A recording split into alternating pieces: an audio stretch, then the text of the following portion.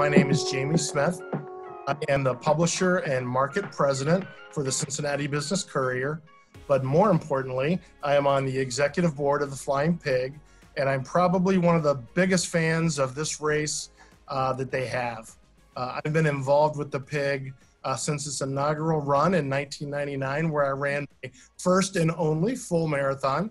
And however, I've run, I think, probably 6 relays and a couple of the 5Ks and 10Ks, and continue to be involved and have been on the board, I think, for about 10 years, maybe 11 years. Iris has been kind enough to keep me on board and keep me active with this. So I'm so excited to talk with all of you. Obviously, in Cincinnati, we have learned the word pivot, as I'm sure most of you have. As Betsy said, this was supposed to be our rescheduled weekend for the Flying Pig coming up, as well as our Queen Bee race. So I'm sure we'll have a lot to talk about. Real quickly for our audience, I just want to introduce, and as I introduce you, if you can just give a brief shout out to the crowd on who you are and how long you've been doing what you're doing, that will help. I'll start with Virginia Brophy Ackman, Executive Director of Twin Cities in Motion, the organizing group of a number of running events, including the Twin City Marathons. Virginia? Good morning. Hi. It's nice to be here. I've been with Twin Cities in Motion for 20 years. We just had our traditional weekend this past weekend. We have a marathon month of celebrating, but yesterday would have been Marathon Sunday. And it was a beautiful day here, of course. The weather cooperated. And people are out virtually running their races. And based on what we saw on social media, it looked like people had a lot of fun yesterday. Great. All right, let's go to Brian Lyons. And Brian is Director of Membership at Running USA. Hey, thanks, Jamie. Director of Membership for Running USA. We've been with the organization for about 3 years. So can kind of provide an industry perspective on what's going on. And prior to that, I was in event production for about 10 years, so producing and developing events in the St. Louis, Missouri area for about 10 years. Great. All right, next up is Tony Yamanaka. He is Vice President of Operations of Event Southwest. Tony? Yeah, thanks for having me, and good job on getting the last name. A lot of people panic like halfway through just because it's long, but it's phonetic. It's very, very easy. So Vice President of Operations at Event Southwest. We're a very small event production company, and I've been involved in the industry probably about 20 years. 10 of those years I've been getting paid as a career. But we really do event operations and productions as needed for a variety of events. So Dallas Marathon is our marquee event, but we do smaller projects with Houston Marathon, Oklahoma City Memorial. And then I'm also on the board of directors at Running USA and get to work with Virginia and Brian pretty often as well. Excellent. And I don't think this next young lady needs an introduction. I think all of Cincinnati knows her as the queen of running. But Iris Simpson Bush, President and CEO of PigWorks, which obviously is the umbrella organization for our Flying Pig Marathon, our Queen Bee Half Marathon, as well as all of our beer series runs. Iris? Good morning. Well, I would like to say it's really an honor to be a part of this group. I've had the opportunity to work with the other discussion leaders, and I think you're going to be very impressed with the variety of perspectives and the knowledge they bring. I've been with, as you mentioned, PigWorks. We changed our name to that as the umbrella organization of the Flying Pig Marathon, the Queen Bee, all of the events that you listed. However, I've been involved since 1997, worked in another industry. This has been called my second act, but had run a few marathons and was thrilled when I heard somebody was trying to bring one to Cincinnati.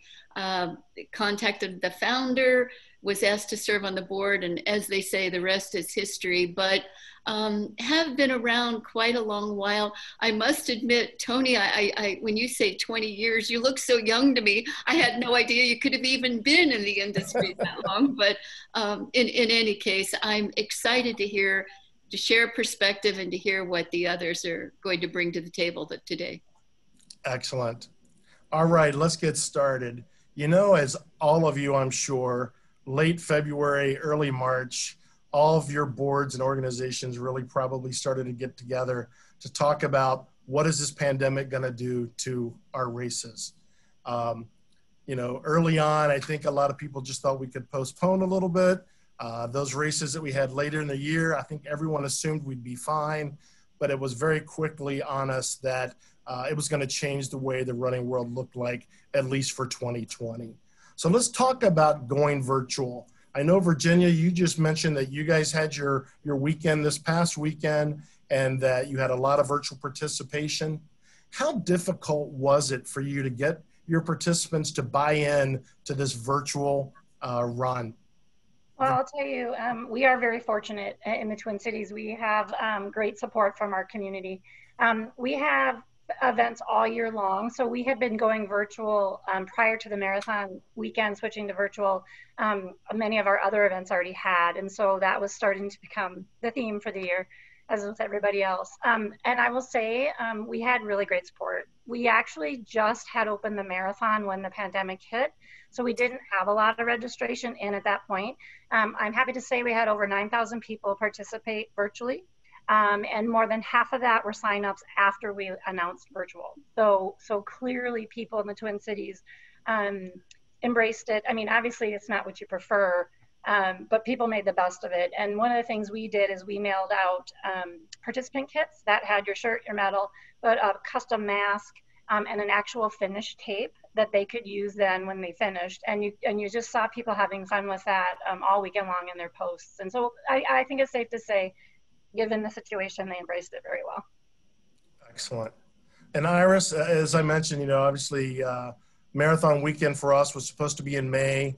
It was revised to be this weekend. How has the virtual reaction been on behalf of the Flying Pig and the Queen Bee? Well, we're very pleased. Unlike Virginia, we were almost ready to go, come March. You're ready for an early May event. So we had over 29,000 people registered for the Flying Pig weekend. And so when we had to postpone and then it became a cancellation, we offered a spring virtual event. We're pretty gratified at the results there, but the fall has been even more than double that. In fact, spring and fall, we will have over 17,000 people who opted to do our virtual events, given, and a good number deferred to subsequent years, and we knew that was going to happen. But given that number, we feel that the market they're eager for, they want a goal to achieve. They tell us that without the goal, their running kind of suffers, their fitness suffers. And we've done some informal polls that also tell us they're just so eager for some kind of engagement and sense of community. So as Virginia experienced, they're all most willing to post their experience. They participate in all the programming that we offer them, in addition to going out and doing their virtual runs of whichever distance they choose. So we've been very happy at the response. Excellent. Now, Brian, I'm guessing you have the best overall view of the industry. What have you heard from your events this year? What are people saying that are participating or that aren't participating? Yeah, I would think the consensus is really participation is different. There's been the expectation for runners and consumers is different since we've had to convert to virtual. What's been really awesome to see is that runner journey. So once they go to register and how they're being engaged with by the events and the event directors, and how they're connecting sponsors and partners with those consumers has been incredible. We're an industry of Main Street America. It's hundreds of small businesses that are putting these events on and flipping to virtual, and it's a pretty heavy lift for some small teams. But what's been incredible as an industry is the collaboration immediately to figure out best practices. And seeing some of these event organizers and work with their sponsors in a creative way to maintain engagement. So we're seeing this runner journey, stretch out over months now, instead of just, registering and going and picking up your packet at the expo and then doing the event. It's stretched out, and there's been, as Iris said, people want goals. They want to have fulfillment, and we're still, as an industry, able to provide that.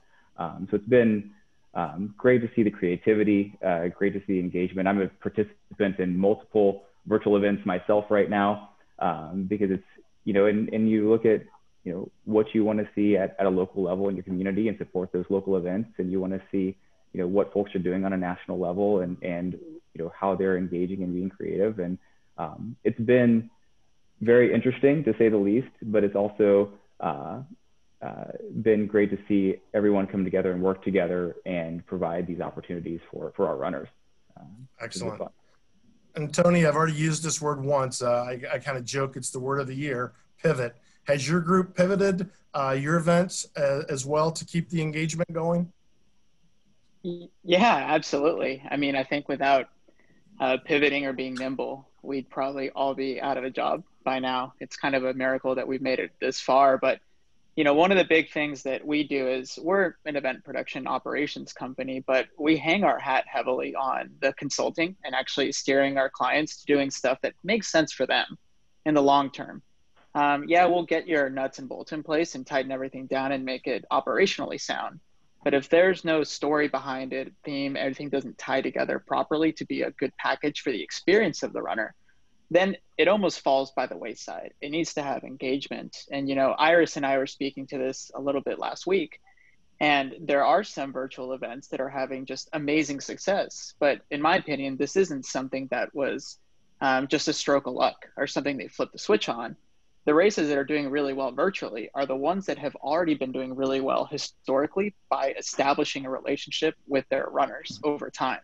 And the misconception that, Brian kind of noted right now, that you just go to your packet pickup, you run the race, and then you end as your explicit or concentrated touch points with your customer base is super flawed. Like, you guys have an entire training regime that you should be engaging with the race, that the race should care about what you're doing. So yeah, this is kind of, a bit of a punch to the gut, but in my opinion, the silver lining here is almost a revitalization of the running industry. We get to take everything back internally, be super introspective, do things that we've always kind of faulted an in-person event for handcuffing us, like, oh, we can't do it because it's not feasible. Well, guess what? Now it's virtual. Everything is feasible. You can literally run to the moon because we put so on the website. Like, shoot for it. Like, we can really, really do creative stuff, like Brian was saying. And you're seeing that stuff, with Flying Pig, with Virginia's organization. Like, there's some really, really cool concepts that are engaging people virtually, because ultimately everyone's working towards one goal, and that's improving health and fitness. And as long as you can anchor it with that end goal, how you get there is open book. Do whatever you want, but just do it really well. That's a great point. It's a great point. As we get through the events this year, and we've all pivoted, we've all got our sponsors, at least most of our sponsors, to pivot with us. What do you think the future of these virtual events look like? I mean, at this point, we don't know what 2021 is going to look like. So again, Tony, since you have the screen right now, we'll start with you. What do you think the future looks like for virtual? I think they're here to stay. From a business standpoint, there is a lot of engagement or emotional tie to specific races. And say I move away and I still want to be involved with this race, having that as a virtual option, I think still needs to be there. There's really interesting applications that have been done. There's a gentleman out of Sweden, and he casually mentioned that they use their virtual race as a qualifier for their in-person half marathon. So there's ways to tie this in that increase engagement, prolong training, and again, promote health and wellness, but we can do so in a lot. Easier is the wrong word. I just can't think of a better one, because don't let it fool you. Doing a virtual event is exponentially harder than an in-person. It could be because we're a little green, but the time commitment is just astronomical. It's 24/7 for months instead of just ramping up to an in-person event. But I think virtual is 100% here to stay. They're only going to get better as the tech catches up with what's required. Virginia, since you just kind of went through the beef of it this weekend with your virtual event, what do you think the future looks like? Are you guys planning already for 2021? I think I agree with what Tony said. I think from a consumer standpoint, what will be better in 21 that wasn't in 20 is it's their choice. So we all were live and flipped. So now next year, I think, I agree, we're going to be virtual, but even if we start virtual and end up adding a live component, the consumer has the power to pick and has that position, right? Like I can choose to say I'll hang out and be virtual, and oh, now there is a live opportunity. Now I can make that choice. And so I just think the opportunity for the consumer is better. And I think it just feels better from as a selling a product to a customer. I just think it feels better that way. I think Tony's right. I think, why wouldn't we want to expand our borders beyond Minnesota or, wherever you are? And particularly if you have friends and they can't travel maybe. And I think especially next year, I think people are going to be cautious. I mean, because we don't know what this means to live in this world now. So if some friends are not as comfortable traveling, it gives you a chance to still participate because they can banter and then train and where they are and have their experiences that way. Great. Brian, looking at it again from a little bit more of a global perspective, would you agree with these two, or do you have any other ideas? No, absolutely. I think it's here to stay. Like we mentioned before, there's a journey now for your participants to begin with virtual or begin at that registration point to carry them through the event and beyond. If we can have it in real life, and I think I can speak for the group, we miss the energy that's at a start line and the emotion that's at a finish line in real life. We're providing some touch points right now through virtual, which I think has been a lot of fun, and it's really, really cool engagement. Iris, I would ask you, being a part of Cincinnati for so long as we have, and I'm sure it's the same way in many of these other cities, if not all, a big part of that weekend and any marathon weekend is the community and the engagement, and the squealers and the volunteers. Do you worry that you're going to lose any of that we've built over the years by going a year, maybe 2 years virtual? Jamie, I don't feel that we're going to lose it. I do agree with everyone. It's going to look and feel different for a while. I love, and all of us have spoken about the fact that, as Virginia so aptly said, it's now going to be a choice to do virtual. But I think when people feel that there's a safety factor and they're individually and personally ready to come back, my sense is the community is going to be so eager for all that we haven't been able to experience in the recent months that, yeah, it'll come back in a very celebratory way and feel. I also think Tony touched on the fact that it will be different. It probably should be different. This has forced us to, as he said, expand our perspectives, look at things differently. There is a real benefit and advantage to having done this for 20 years, but we're all human and you begin to repeat certain things and it does become part of your norm. We're often told at the Flying Pig that we're unique and we do things differently, and that's by design. But I think that we have learned a lot through this that we'll be able to bring to our participants, to the community at large. So yeah, I totally agree. It will look different, the feel, and it's going to take us a little bit to rebuild numbers. But I don't doubt that the community at large is going to get behind it. We hear from them now telling us how much they miss the actual event and what it brings to their neighborhoods and everyone who is a part of it, whether they're volunteering or, as you said, squealing. We affectionately refer to our spectators as squealers. So I think they'll be back. I don't doubt that. Great. Brian, I know the PIG obviously did a lot of research on this, on the virtual aspect. And while most are willing to pivot and go with us in this year, there were a few that said, no, I will not participate in virtual. Do you think there's a length of time that those participants are going to give the races before they demand that we be back in person? Yeah, I mean, there's so many factors that go into coming back in person. I think, with virtual, whether they're participating in the virtual event or not, Flying Pig, TCM, other events around the country, they're maintaining the relevancy by becoming a virtual event, by maintaining that engagement. They're still getting the communication. They're still showing that, we're alive and well, and we're going to be here in 2021. So to come back in real life and the demand to be there, you know, it varies so much from state to state and city to city on how folks can come back in real life. It's coming back small right now in some areas, which is really great to see. But the controls that are put in place, it makes it tough to make it, you know, a big scalable event. But it's really cool to see some bare bones. Let's get out there. Let's compete. Let's get some times on the board, some results up there. I think, like we talked about before, virtual is going to be here to stay. We're going to ease back into running. We got to make it safe for folks to participate, and we have to make them feel safe as well. And that's going to be the next challenge. What would you say, and I'll stay with you, but then we'll ask the other three as well. What do you think we need to do to make people feel safe in order to restart that, you know, the starting line, for no other better way to say it? Yeah, that's a great question. It gets to a point where it's up to the individual on what they feel comfortable with.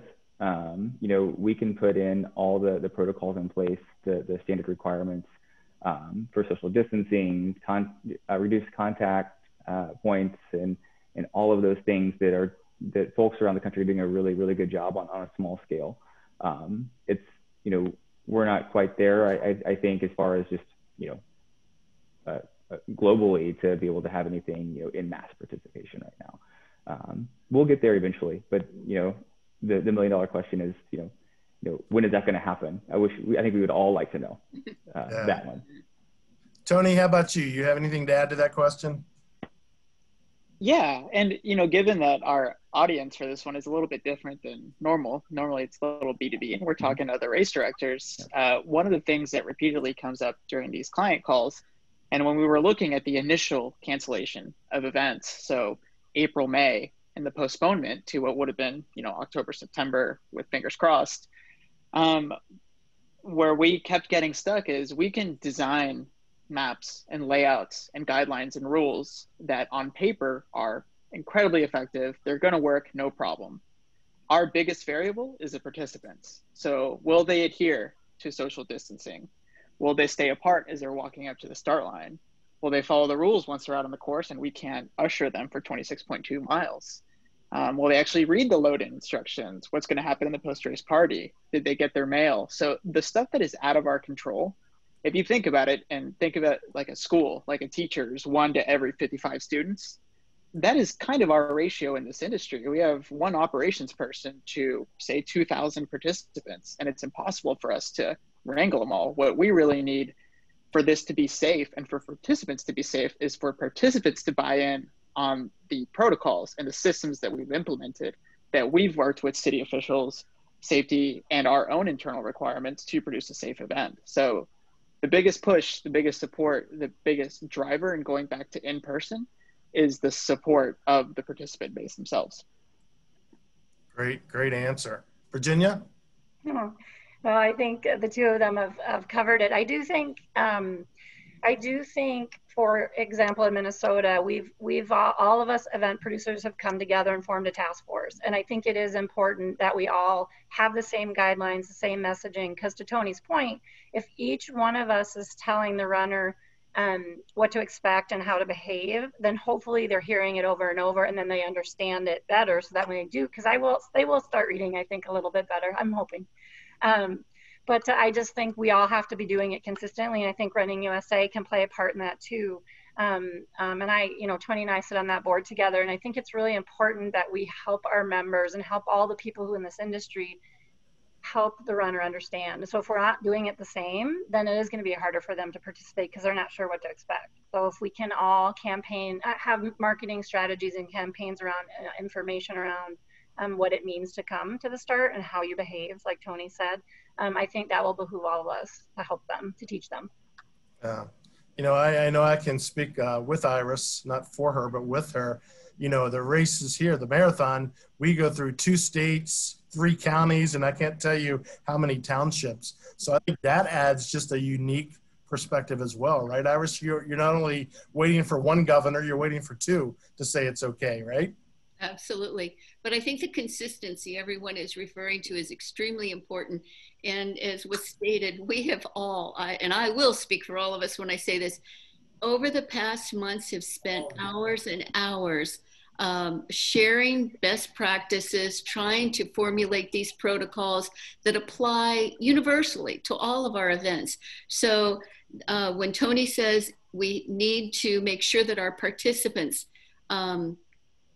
know what's expected of them, know what's requested, we have to build the trust that they will comply. And I don't doubt that they will. I do think that the running community, they're for the most part a pretty sharp, well-educated, healthy, fit group of people.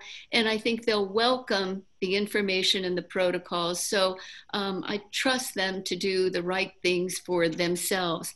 The other thing, and I would be remiss if I didn't mention it, we are speaking specifically to our participants now. The hours that are spent, all that we put into this, it is for you. And to be very candid and not to be the Debbie Downer, but the joy has gone out of it for us because we don't get to engage with you. We don't get to see you at those finish lines, finish swine, sharing your tears of joy or pain, whatever they might be. But so much of the joy of the job has been taken away from us as well. But for you, for our organizations, we have come together. And this is another thing I will mention. In this industry, the running industry, you can tell just the three of us, the four of us that you're hearing from today, have talked multiple times about, again, best practices, the state of our industry, what we can do collectively. These organizations have been formed in every state. We have one in Ohio, one in Kentucky, as you mentioned. But in this industry, there's no sense, I never get the feeling of competition, that we're, all competing for the same runners, which indeed we are. Most all of us attract people from all 50 states. Of course, the majority of our field, in our case, about 60% are from the greater Cincinnati area, but 40% of those people come from all over the country and some from, other countries, literally. So my point is, this industry has been so wonderful in the way it has come together, coalesced to try to survive, and most importantly, to do for our participants things that we never realized how important their safety. I mean, we do that in terms of the regular race protocols, but the additional safety measures that have been required and the way everybody has supported one another. And, I take the safety and the health of the runners in St. Louis and Minnesota and Oklahoma just as importantly as I do those in the Cincinnati area. And they give me the impression they feel the same way. This is a common goal. We are going to do it as safely and with as much fun as possible. And we're looking forward to getting the joy of interacting with you personally. Excellent. Great. Very well said. Virginia, we got about 7 minutes left here, but Virginia, real quickly, any advice to our runners, any words of wisdom that you've seen throughout this past, 8-9 months? So we have hosted live mini 255Ks, and I would say my best advice is just think about how you're going to come to the event. Just have your mask at the ready. I think the one thing we watched was people didn't know what to do with their mask when they left the start line. And we allow people to take theirs down. So it's just thinking about your own plan and having thought through your own water, your own food, nutrition, just thinking about yourself and what you need. But also when you get there, take the time to say hi to each other. It's just amazing. I think we said it earlier. People are craving seeing each other. And even though you can, you just come and run and you can't linger for too long, it's still an opportunity. Just say hi to each other, smile through our masks and high five, faux high fives and just enjoy each other. I know as a staff we are. Thank you so much. Brian, how about you, again, from the national perspective, any advice you give our runners or to anybody participating?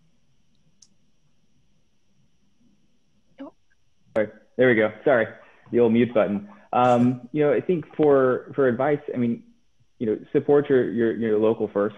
Those community events like Flying Pig, like TCM, those are the heart and soul of where you live in your community. Whatever you can do to participate virtually in real life to support those guys is super important right now. And just know that it's in everyone's best interest to get these things going back in real life. You know, globally, you know, we're all working toward getting it safe again. So I think, you know, be patient. And as Virginia said, you know, there's read, have your plan going into your in real life events, but you know, supporting local is super important right now. I agree with you 100%. Tony, how about you? Any parting words of advice? I think I can keep it pretty simple based on Virginia and Brian's feedback. But, you know, I think first and foremost, just be kind, be patient, and be helpful. We don't like having to cancel in-person events any more than participants like having them canceled. It's a lot of treading new waters for us. So we're figuring out stuff that we've never had to face before. So it takes time. And more importantly, it takes time to do it properly. As far as being helpful, 100% complaints are going to happen and missteps. How you bring those up to the organization is very important. We are here to help participants. We are here to help runners. And as Iris mentioned, we're doing it for the participants. And 9 out of 10 times, if it is a legitimate misstep or could be an improvement, that organization is watching those emails, those Facebook comments like a hawk. And those changes are going to be implemented more likely than not, because we're still learning. Like, we are literally putting the bricks down as we walk on them when we're doing this. It's just the way it is right now. So those would be my 3 very quick takeaways from a participant standpoint, which are really just good rules to like live by, right? Outside of the race industry. Absolutely. All right, Iris, I'm going to let you wrap this up and take us across the finish line, or the finish swine, as you so happily like to say.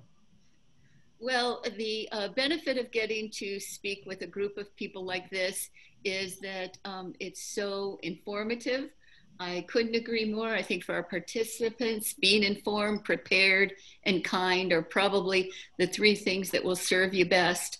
The downside of being on such an auspicious panel is that there's not much left to say other than it is very appreciated that we have had in our local community and throughout the industry the kind of support from our participants that we all have enjoyed. I do remember some calls. People were actually saying in the beginning, explain a virtual event for me. They didn't even know what we were trying to do. Once they realized it was for them, it was all about them, and it's going to help the industry and help our individual organizations to have these kind of options in lieu of the real thing. Everybody seems to have embraced it, and we're all moving forward. It was with heavy hearts that all of us had to tell our communities that we were not going to be able to put on our events in person. But I think that we've all reached the point where we can have some realistic hope and optimism that we will be back. We can't wait to re-engage with you, and thank everyone for the support that they're giving us through these most difficult times, and hope that that's what's coming back to you. Our support, our assistance in trying to keep you healthy and whole. And we just wish everyone will stay well and be back to us so that we can do those real in-person high fives. Great. You know, I will say as a board member, it's been amazing to watch what our staff and I think as Tony commented and as Brian commented, you know, help support these organizations. They are trying their best to give you the best event, whether it's virtual or live, as soon as they can. Help them stay around, because it is hard. It's hard to pivot the way we've had to pivot, and it's going to be continual, as you said, going forward. We know there's going to be a new normal. So please support all your running organizations. I want to thank this panel. You guys have been incredible. And I want to wish you all luck in all of your adventure this year and going forward into 2021. So thank you all so much. Have a great day.